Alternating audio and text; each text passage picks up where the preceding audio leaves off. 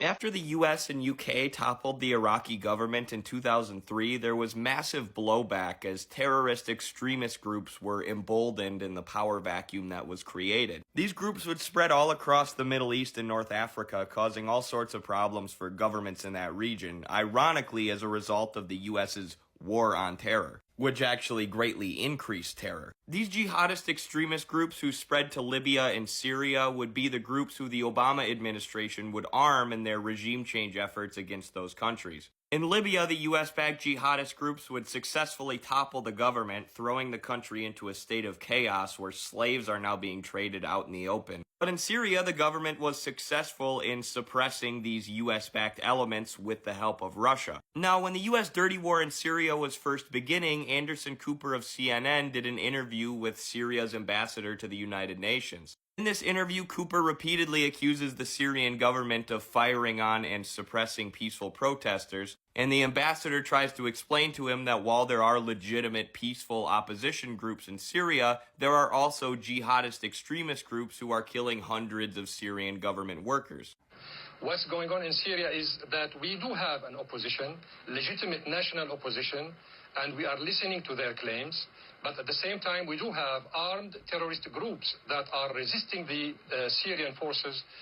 Who are these armed terrorist committing groups? Crimes against civilians. Who are these armed terrorist groups, and why is it, after so many years in power, they've all of a sudden sprung up out of the blue? The government is not running against the civilians. These civilians are our own people. We are there to protect them. But the government is running against the terrorist armed groups. What terrorist armed groups? Who are they? Who are they? Name them. Armed groups. Who are they?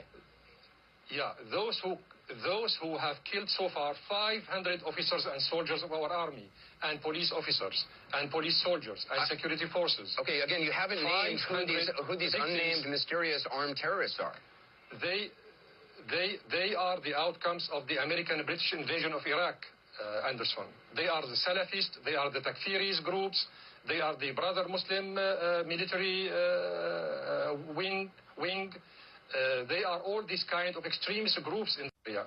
All of them spread all over the area after the American-British invasion of Iraq. So this interview is almost an unbelievable piece of history. Anderson Cooper denying the existence of these extremist groups and asking this ambassador to name them. And then the ambassador names 3 of them, the military wing of the Muslim Brotherhood, the Takfiri, the Salafist groups, all of whom spread across the region after the US and British-led invasion of Iraq, which is something that Anderson Cooper is completely ignorant about. Even though he's supposed to report on the news for a living, he doesn't know the blowback of the Iraq War, that it allowed the rise of the Islamic State and extremist groups all across the region. And of course, the more information that's come out about the war in Syria, the more we know that the US was in fact arming and aiding extremist groups. Those mysterious extremist groups who Anderson Cooper pretended didn't exist when he was trying to lie us into this horrific intervention. It's also hilarious that this is a tougher interview than what Anderson's ever given to members of his own government, the people who he's actually supposed to be a watchdog of. The only time you'll actually see a tough interview on CNN is when they're talking to someone from a country where the US wants to do regime change.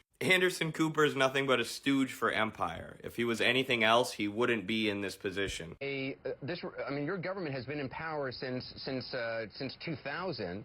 Before that, Bashar al-Assad's father was in charge. Very, restrictive governments. It seems incomprehensible that all of a sudden you have thousands of Salafists who are calling for the overthrow of the government. It just doesn't make logical sense. I mean.